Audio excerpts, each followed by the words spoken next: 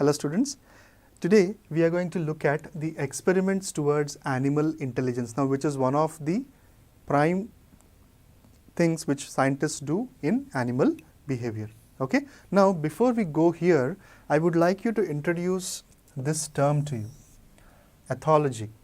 Okay. Now what is this ethology? It is basically study of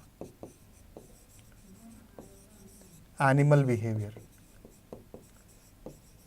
What is the study of animal? Okay, it is basically study of animal behavior, okay, in its natural conditions. Okay. Now ethology is a branch of zoology. Okay, ethology is a branch of zoology and it is the study of animal under natural conditions. Okay. Now let us go to the experiments regarding animal intelligence. Now first example that I have taken here is a scrub jay. Okay, now scrub jay is a bird.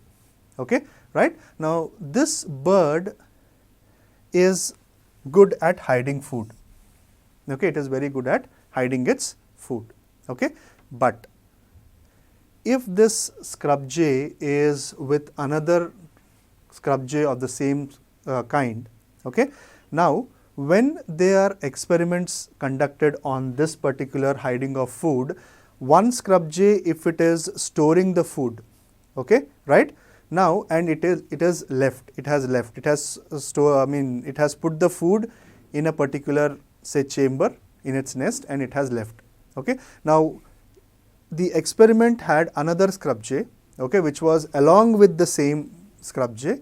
Okay, now after the bird which hid the food left the nest, okay, the other bird actually entered and stole that particular hidden food and it ran away. Okay, it flew away with that particular food. Okay, right? Now that is basically what is animal intelligence. That means what? It has stolen its food. So even it is in the same species, they steal the food and they run away or they fly away. Now similar thing is seen with crows also. Okay, crows and quails. You know what quails are? Both are, crow and quail, both are black in color. Okay. Now, quail never builds a nest. Okay, quail never builds a nest. Okay, what it does, it goes and lays its egg in the crow's nest. Okay, now it's an animal behavior and it is also very an intelligent behavior by quail. Now, the quail does not take care of the young ones. Okay, right? So what does quail do? It goes and lays eggs in the crow's nest. Okay, now the crow unknowingly takes care of those particular eggs as well, the quail's eggs as well. Okay, it gives them the warmth and it allows those eggs also to hatch. Okay, right?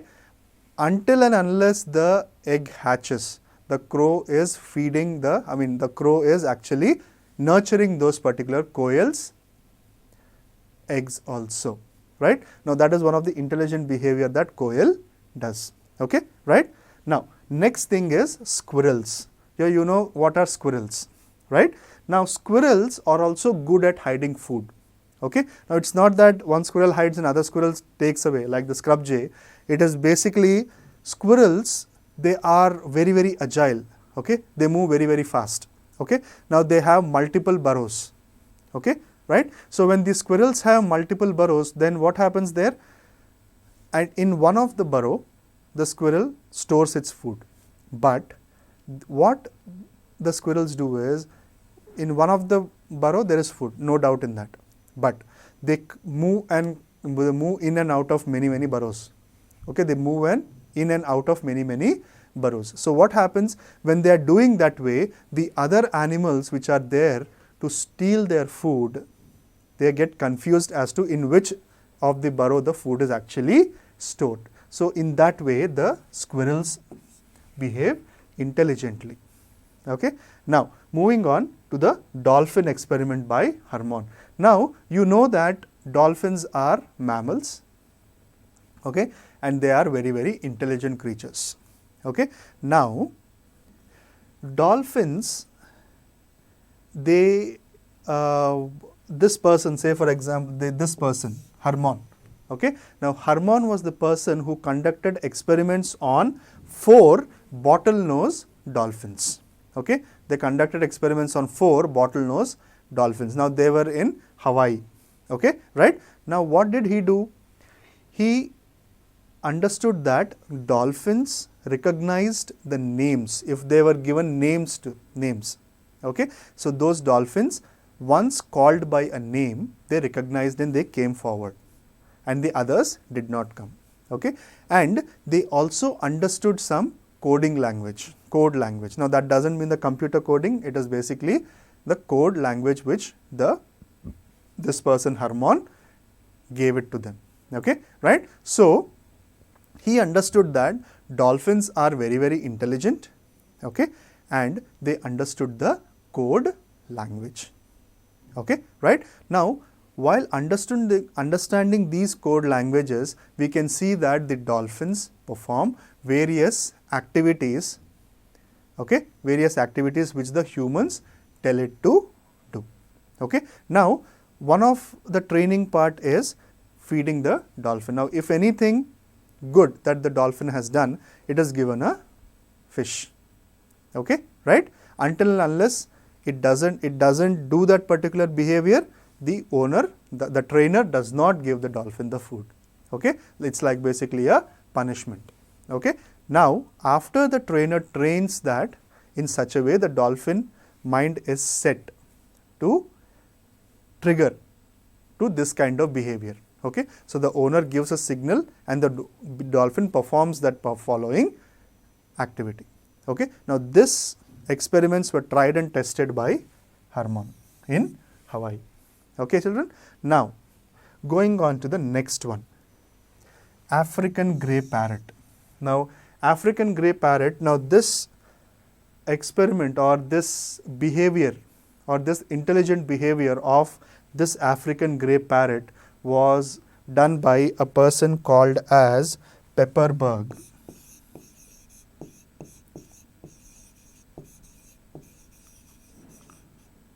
Okay, it was done by Pepperberg. Now what did this person do? This is an African grey parrot. Now the name of the parrot is Alex. Okay, the name of the parrot is Alex.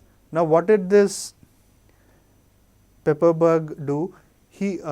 This person trained this African grey parrot, okay, to recognize different colors and different shapes. That is the similarity and also the difference of the particular object in which the parrot is shown. Okay, so after this Pepperberg trained this parrot, okay, it was able to recognize around 100 colors and shapes. Okay, now say for example, if Pepperberg is showing Alex a color, say for example yellow color is shown to him, okay, and then the shape is also shown to him. 2 different shapes are shown to him, but the color is the same, but the objects are different. So if a question is asked, what is the similarity? If the Pepperberg asks a question to Alex, what is the similarity? The parrot actually recognized it and told Pepperberg that the color is similar. And what is the difference?